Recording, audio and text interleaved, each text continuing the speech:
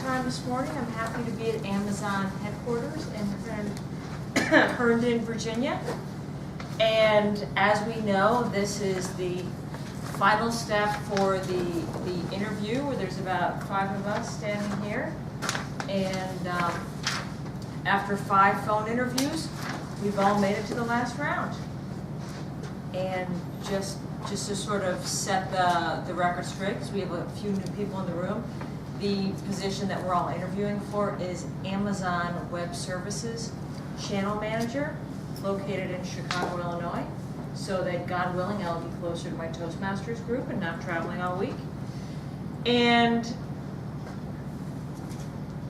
what I noticed about this process is it's incredibly thorough, and I appreciate that.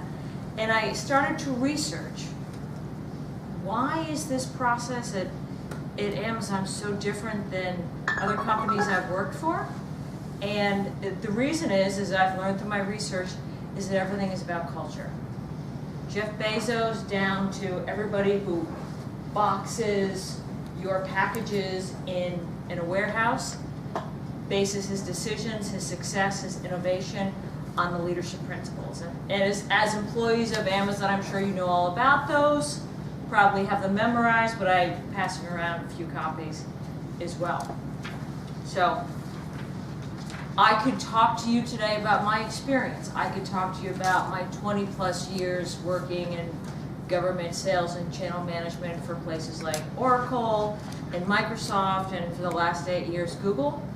But I don't think that's as relevant as it could be talking about how the leadership principles apply to my experience in business. And as you have said to me, as your recruiting team has said, we'd like you to talk about the one leadership principle that resonates most with you, and then you can feel free to ask me a question from the list.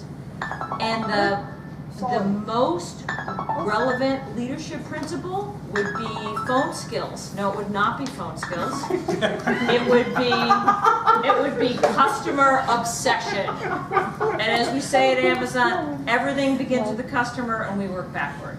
So just a experience about what I have done in sales. 5 years ago, I sold a solution, G Suite. And who uses Gmail? Gmail, all right, love to see. You guys, you use Docs? Yeah. Use Docs? Do you use online chat? You're talking to your buddies at lunch. All right, great. So we sold that solution to an area in the city of Chicago. It's the Chicago Public Schools. Very large solution, very well received.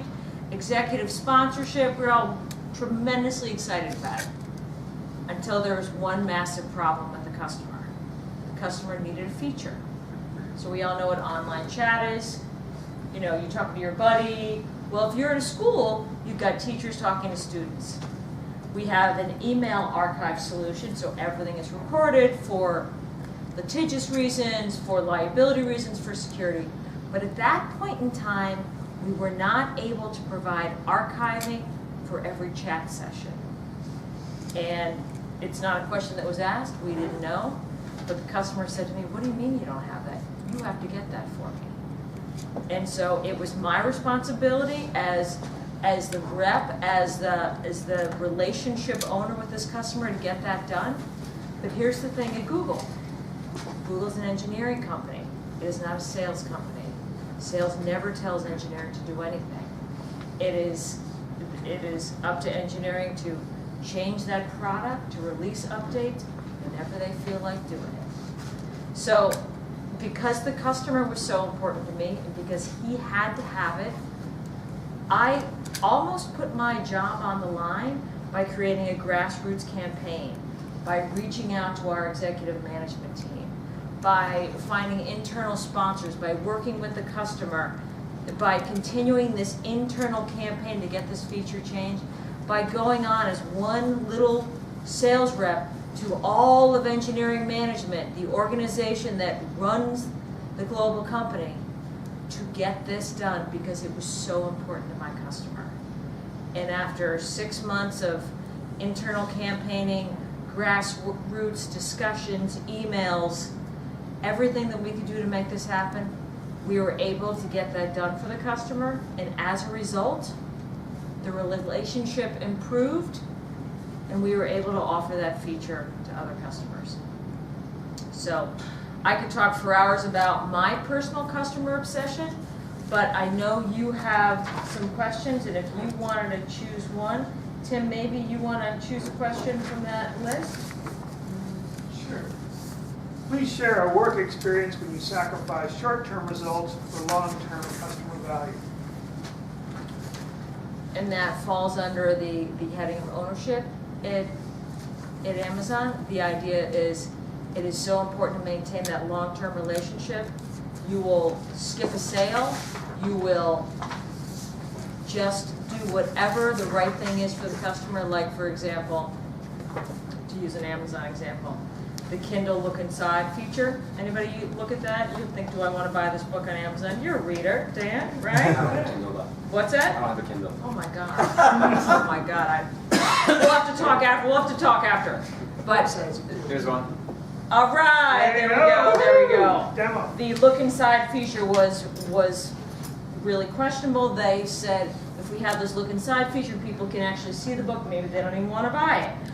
But it turned out to be a huge success. My sacrificing short-term goal for long-term results is working for the city of New York, which was an incredibly difficult customer. And I went there for 3 or 4 years, and they bought absolutely nothing. And then finally, I began to develop small relationships in some of the agencies. And we were about to start selling some smaller deals, which would have been a great deal to Google management, who was super angry that they were paying someone to go to that city every week and sell nothing. The only issue was there was a new commissioner who sat me down and said, you know what? I like you. I like Google. We're going to make a large purchase. But here's what I need you to do. I need you to not sell anything to the smaller agencies. I need you to wait for me, and then we'll make a larger purchase. And as you might imagine, the city of New York can be a little challenging to work with. It's not always as straightforward as one might be, but we worked it out, and I was able to get an assurance from the commissioner that she would indeed make a purchase if indeed it was a relationship. It was a handshake deal. There was no paperwork involved, but she was able to commit to me that she would make a larger purchase later if I did hold off on the smaller deals. And as a result, rather than taking $100,000 in revenue for a 6-month period, we were able to work on a much larger agreement that was closer to $1 million. So it was better for the customer, ultimately better for Google. And we are, as I know, coming to the end of our discussion, so I want to thank you for your time, say that I am committed to the Amazon platform, committed to the Amazon solution. I believe that I would make a great cultural as well as employee fit. That decision will be up to you.